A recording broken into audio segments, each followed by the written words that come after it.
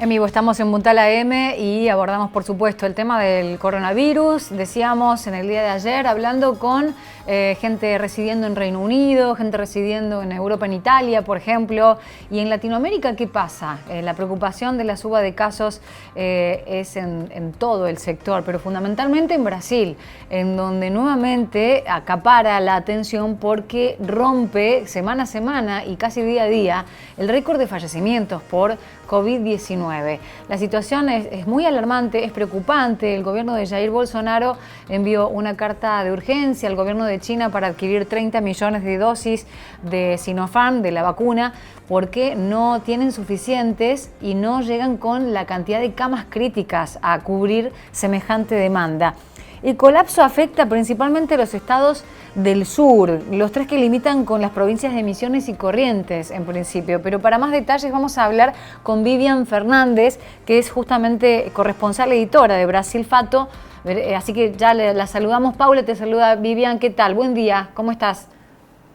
Buen día, Paula, un gusto hablar con ustedes. Igualmente, bueno, para que nos cuentes un poco la situación que está atravesando Brasil desde tu conocimiento como periodista, a ver si los datos que proporcionábamos recién son certeros y cuál es la preocupación fundamental en Brasil.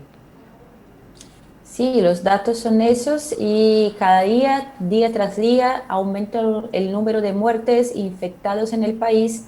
En la última semana teníamos como un promedio de 1.500, 1.300, 1.500 y en esta semana ya sube, la expectativa es que llegue para más de 1.600, 700. Por ejemplo, el dato que tenemos de ayer, en 24 horas murieron 2.200 personas en todo el país y más de 70.000 infectados. Así que los números no paran de crecer y no hay expectativa que disminuyan porque no hay vacunas, no hay medidas de aislamiento, no hay un lockdown nacional. Y entonces la tendencia de empeoramiento de la situación concreta de la vida de la gente, de muertes, es mala. Entonces va a empeorar cada día más. ¿Qué pasa en Santa Catarina, Río Grande do Sul? Digo, población identificada con el bolsonarismo. Sabemos la posición de Bolsonaro, ¿no? Primero la falta de credibilidad con lo que ocurría con el COVID y la falta de dictaminación de medidas, de restricciones, entonces la proliferación del virus. ¿Son esas las poblaciones más afectadas, en donde hay más contagios o cómo es el tema? Claro que siempre va a ser la población de São Paulo porque es el estado más poblado del país. Entonces, por ejemplo, ayer fueron 500 muertes solo en el estado de São Paulo, pero ahí está por el número de la población mismo. Yo creo que los estados del sur preocupan, pero preocupan en relación a lo que era en el último año. Así que la pandemia del último año afectó más a los estados de la región norte del país y también del sudeste del país, donde está São Paulo, Río de Janeiro, Minas Gerais y Espíritu Santo.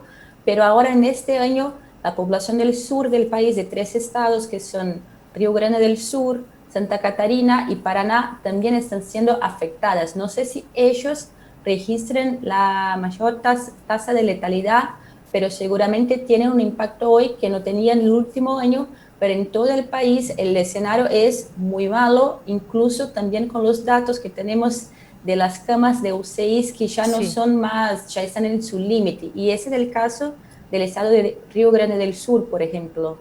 Más del 80% de ocupación de las camas críticas, Vivian.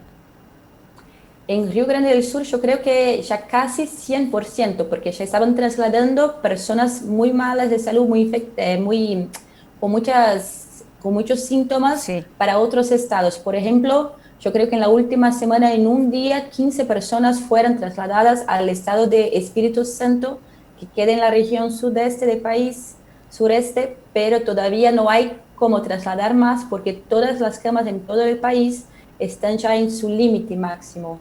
Quería consultarte porque en una conferencia de prensa en la sede de la Secretaría, Chávez aseguró que no abrirá hospitales de campaña. Dijo, no vamos a poner un paciente en un contenedor ni a reabrir un hospital de campaña, punto. No quiero ser el quinto, sexto secretario de salud en la cárcel. ¿Qué hay con eso?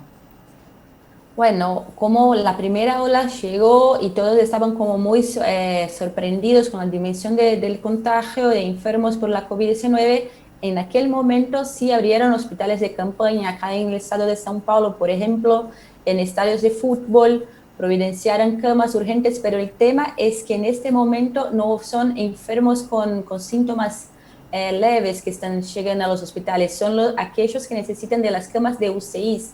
Y en los hospitales de campaña no es posible providenciar de manera rápida eso, pero tampoco hay inversión pública nacional en los sistemas de salud, así que los gobernadores intentan manejar como les es posible, algunos más que otros, pero el componente es que el gobierno nacional no está poniendo plata, inversión pública para lidiar con esta situación, ni por tema de vacuna, ni por el tema del colapso hospitalario que ya estamos enfrentando en el país. ¿Es oficial que el gobierno de Bolsonaro le envió una carta a China pidiendo 30 millones de dosis de vacunas? Sí, la envió, pero también porque tiene desde el último año, desde que llegó al poder, una relación muy mala con el gobierno de China, con situaciones del tipo como sus hijos, que son parlamentarios acá, los hijos de Bolsonaro, que por Twitter escriben mensajes agresivas en relación al embajador de China en Brasil. Entonces, nunca en el gobierno Bolsonaro hubo una buena relación con China e incluso para comprar vacunas, con antecedencia, el gobierno tampoco lo ha hecho. Simplemente el gobierno de São Paulo, que su laboratorio, que es Butantan, empezó a producir vacunas chinas acá, pero el gobierno siempre le dijo como, el virus es chino, entonces no vamos a tomar vacunas chinas. Y ahora en esta situación, presionado por la gente, por la población, por el colapso que vive Brasil hoy, incluso por el expresidente Lula, que dio un pronunciamiento ayer, Sí. entonces ahora quiere tener buenas relaciones con China, pero tal vez un poco tarde, ¿no? Es a partir de lo que pasó con Lula que empieza la gestión con China, Jair Bolsonaro. ¿Qué hay y qué percepción tiene el brasileña promedio con lo que pasó con Lula? Yo creo que pegó a todos de sorpresa la decisión del ministro de la Suprema Corte, Edson Fachin, para anular las condenas en relación a Lula, y ahora es como si Lula volviera al juego político, a pesar que las elecciones próximas solo son el próximo año, pero con las declaraciones de Lula y por el símbolo que representa en el país, el manejo de la economía o mismo de la pandemia anterior de H1N1, y ahora Bolsonaro se siente un poco presionado a contestar a Lula. Por ejemplo, ayer Bolsonaro hizo un pronunciamiento que va a comprar más vacunas, que firmó leyes para aprobación, para compras rápidas de vacunas, y por primera vez en mucho tiempo Bolsonaro usó máscara, porque ni máscara el gobierno usara, así como medidas básicas de prevención el gobierno no lo hacía. Entonces yo creo que el brasileño promedio piensa que una solución ya no está más en el gobierno federal, y la presión es necesaria incluso de líderes populares como es el caso de Lula, porque la medida del gobierno nunca ha venido desde el principio de la pandemia, hace un año, y ahora solo con más presión puede moverse en un sentido de mejorar la situación crítica que vivimos acá. Más allá de las faltas de medidas a nivel nacional en Brasil conocidas y el comportamiento de Jair Bolsonaro con el COVID-19, ¿las comunas tienen restricciones, tienen cuarentenas, tienen autonomía para dictaminar, por ejemplo, el uso permanente de tapabocas y medidas para cuidarse del COVID? Sí, no hay una política nacional, pero sí los gobernadores hacen como reuniones, intentan ver la dimensión de la pandemia en cada estado. De Brasil somos 26 estados más el Distrito Federal, entonces hay medidas por estados. Y por ejemplo hay en el noreste de Brasil un consorcio noreste que varios gobernadores se juntaron para hacer medidas comunes, pero hay autonomía local, así que un municipio que no quiere enfrentar la crisis y entonces deja, no respeta la decisión estadual y simplemente no adhiere, no pone en práctica las decisiones estaduales. No hay como en este momento poner alguna medida legal obligatoria porque el gobierno federal ya no lo hace. Entonces es como depende más de la buena gestión de cada alcalde o de cada gobernador, porque no hay como criterios nacionales para interferir. Entonces, en cada ciudad, en cada estado, hay una política.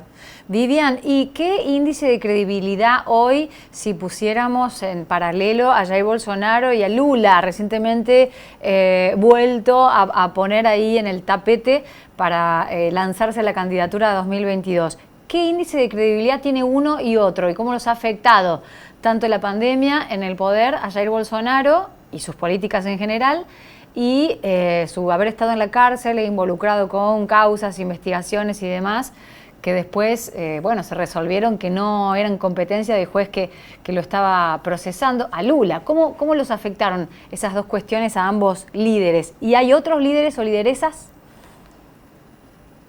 Sí, en el tema de Bolsonaro, desde la elección hasta hoy, hay alrededor de 25-30% de personas que lo apoyan incondicionalmente. Así que siempre hay 25% de partidarios exclusivos de Bolsonaro.